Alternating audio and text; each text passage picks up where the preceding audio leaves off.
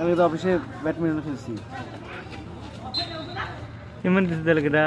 সে মিললে ফাঁক সে গাড়ি আসতেছে কার লগে?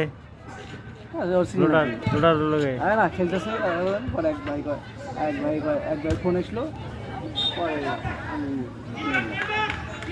কালকে তো